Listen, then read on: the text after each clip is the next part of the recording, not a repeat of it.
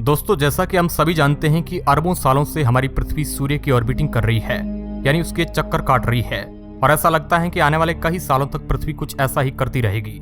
लेकिन तब क्या हो जब एक दिन अचानक से ही पृथ्वी सूरज के चक्कर लगाना बंद कर दे। ये चीज सुनने में जरूर अजीब लग रही है, लेकिन कई सारे वैज्ञानिकों का ऐसा कहना है कि ऐसा मुमकिन हो सकता है। और जब ये चीजें होगी तो हम किस तरह के हालात हमें देखने को मिलेंगे, इसे जानने के लिए आप इस वीडियो को बिल्कुल अंत तक देखिएगा। दोस्तों, जैसा कि हमने आपको अभी बताया कि अगर पृथ्वी सूर्य की परिक्रमा करना छोड़ देती है तो क्या होगा। इस सवाल का जवाब तो हमें तभी मिल पाएगा जब ये चीज समझ पाए कि ऐसा कब हो सकता है। इसलिए अगर कभी ऐसी कंडीशन आई तो सबसे पहले यह हो सकता है कि सूर्य ही गायब हो जाए। और जब ऐसा होगा तो ये मत सोचिए कि आपको मून लाइट में पार्टी करने का मौका मिलेगा, क्योंकि सूरज के गायब हो जाने की वजह से मून भी लाइट रिफ्लेक्ट नहीं कर पाएगा। और इसकी सीधी सी वजह यह है कि उनकी अपनी कोई लाइट नहीं होती है, बल्कि वो सूर्य की लाइट रिफ्लेक्ट करके पृथ्वी तक पहुंचाता है। लेकिन जब सूर्य ही नहीं रहेगा तो मूनलाइट का पृथ्वी पर आने का कोई सवाल ही नहीं उठता है। और रात के समय में जो आप बाकी के स्पेस ऑब्जेक्ट देख पाते हैं वो भी सन की लाइट रिफ्लेक्ट करके ही आपको दिखाई देते हैं। लेकिन जब सूर्य गायब हो जाएगा तो बाकी की चीजें भी आपको दिखाई नहीं देगी। हमारे पूरे सोलर सिस्टम में सन वो स्टार हैं जो अपनी ग्रेविटी से बाकी के प्लेनेट के साथ साथ हमारी पृथ्वी को भी अपनी ग्रेविटेशन फील्ड में घूमने का मौका देता है। वरना आपको स्पेस में ऐसे बहुत से ऑब्जेक्ट दिख जाएंगे जो बिना किसी ऑर्बिटिंग के ब्रह्मांड में कहीं ना कहीं आवारा घूम रहे हैं। और अगर सूर्य नहीं रहेगा तो हमारी पृथ्वी का भी ऐसा ही कुछ हाल देखने को मिलेगा। अब क्लियरिटी के लिए आप इस तरह से समझिए कि एक बड़ा सा ट्रैम्पोलिन है और उसके बिल्कुल मिडिल में सूर्य मौजूद है, जिस वजह से ट्रैम्पोलिन का वेट काफी ज्यादा हो गया है और वो मिडिल में पूरा दब गया है। हालांकि उसके आजू बाजू एरिया जो कवर हो रहा है उसमें हमारी अर्थ के साथ साथ बाकी के प्लेनेट घूम रहे हैं। और इसी सिचुएशन में अगर अचानक से ही ट्रैम्पोलिन में मौजूद सन गायब हो जाए तो ट्रैम्पोलिन ऊपर की तरफ उछल जाएगा, जिसकी वजह से हमारा अर्थ ट्रैम्पोलिन से बाहर चला जाएगा और स्पेस में घूमने लगेगा। और अगर एक बार के लिए ये मान लिया जाए कि सूर्य गायब नहीं होता है बल्कि उसका साइज कम हो जाता है, तो भी हमें इस तरह की सिचुएशन देखने को मिलेगी जहां पर ट्रैम्पोलिन ऊपर की तरफ उछल जाएगा, जिसकी वजह से सूर्य की परिक्रमा कर रही हमारी पृथ्वी बाहर की तरफ चली जाएगी। अब इस तरह की सिचुएशन अगर रियल में होती है तो पृथ्वी तब तक स्पेस में घूमती रहेगी जब तक वो किसी ज्यादा ग्रेविटेशन फोर्स वाले स्टार से ना मिल जाए। लेकिन इस बात की भी ज्यादा संभावनाएं हैं कि जब तक पृथ्वी किसी दूसरे स्टार की ऑर्बिटिंग करने के लिए पहुंचेगी तब तक वो किसी ऐसे स्पेस ऑब्जेक्ट से टकरा जाए जिसकी वजह से पृथ्वी के कई सारे टुकड़े हो जाए। क्योंकि इस तरह की घटनाएं फ्रीली स्पेस में अराउंड करने वाले प्लेनेट और एस्ट्रॉइड के साथ होती रहती है। लेकिन अगर मान लिया जाए कि हमारी पृथ्वी अभी किसी भी स्पेस ऑब्जेक्ट से टकराई नहीं है और आजाद होकर घूम रही है, तो सबसे पहला बदलाव तो अंधेरे के रूप में देखने को मिलेगा ही मिलेगा।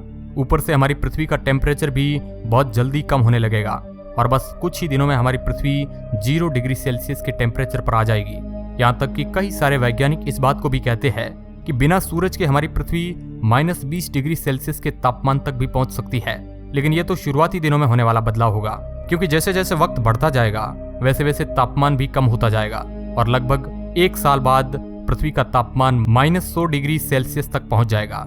तापमान के घटने का यह सिलसिला कभी भी खत्म नहीं होगा, क्योंकि हमारी पृथ्वी ऐसे ही धीरे धीरे करके ठंडी होती जाएगी। अब आप सोच लीजिए 0 डिग्री सेल्सियस की ठंड में लोगों की आत्मा कांपने लग जाती है, तो भला इतनी भयानक ठंड में हम इंसान कैसे रहेंगे। हालांकि ठंड बढ़ने का यह प्रोसेस तो धीरे धीरे होगा, लेकिन बिना सूरज के हमारी पृथ्वी की बाकी चीजों को तुरंत नुकसान होना शुरू हो जाएगा। जाहिर सी बात है, हमारी पृथ्वी में मौजूद पेड़ पौधों की जिंदगी सूरज की रोशनी पर टिकी होती है और अगर सूरज ही नहीं रहेगा तो पेड़ पौधे भी मुरझाने शुरू हो जाएंगे।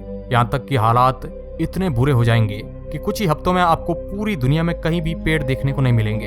हाँ, वो अलग बात है कि जो मजबूत पेड़ होंगे वो 1-2 सालों तक जिंदा भी रह जाए, लेकिन छोटे मोटे कुछ हफ्तों में ही अपना दम तोड़ देंगे। और जब पेड़ पौधे नहीं रहेंगे तो पूरा फूड चेन बिगड़ जाएगा और पृथ्वी में मौजूद तरह तरह के जानवर धीरे धीरे करके पृथ्वी से गायब होने शुरू हो जाएंगे।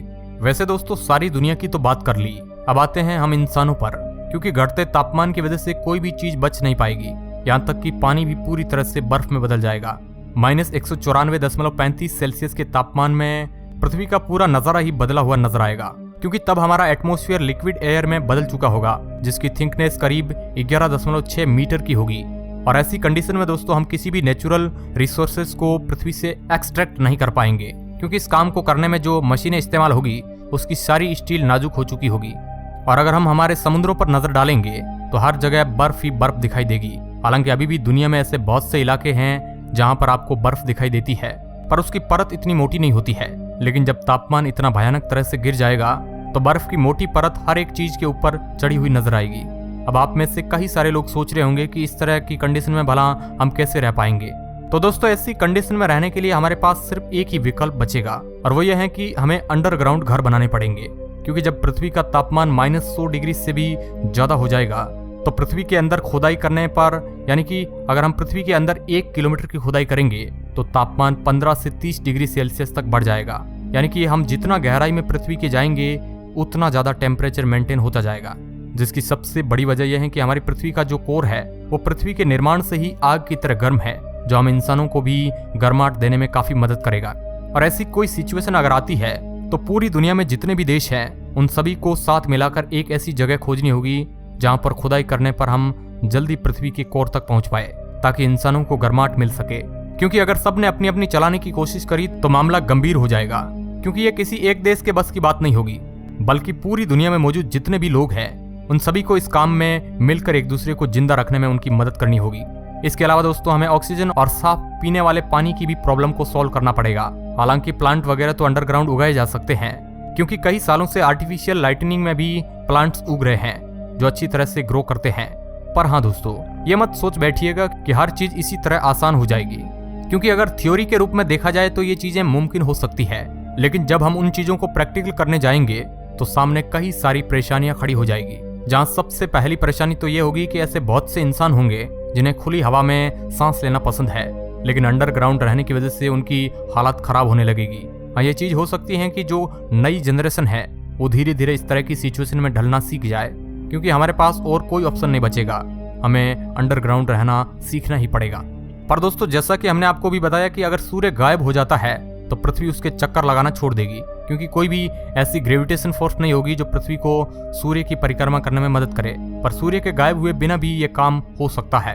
जी हाँ, अगर हमारी पृथ्वी 30 से लेकर 42 किलोमीटर प्रति सेकंड की रफ्तार से ऑर्बिटिंग करती है तो पृथ्वी ऑटोमेटिकली सन की ग्रेविटेशन फोर्स से अलग हो जाएगी।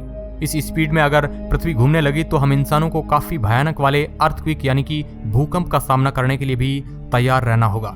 और जब भयानक वाला भूकंप आता है तब क्या होता है ये तो हमें आपको बताने की जरूरत ही नहीं है, क्योंकि जो खतरनाक तबाही मचेगी उसको शायद ही आप लोगों ने कभी देखा होगा। और अगर पृथ्वी इससे भी ज्यादा तेज घूमने लगी, यानी कि मान लीजिए 100 किलोमीटर प्रति सेकंड की रफ्तार से पृथ्वी तेजी से घूमने लगी, तो हम अपने सबसे नजदीक के स्टार तक भी 3000 सालों में पहुंचेंगे। और इसी 3000 सालों के समय में किसी स्टार तक पहुंचने से पहले ही अगर कोई एस्टेरॉयड हमारी पृथ्वी से टकरा गया या फिर कोई स्पेस डेब्री हमारी पृथ्वी से टकरा गई तो आप समझ जाइए कि क्या होगा।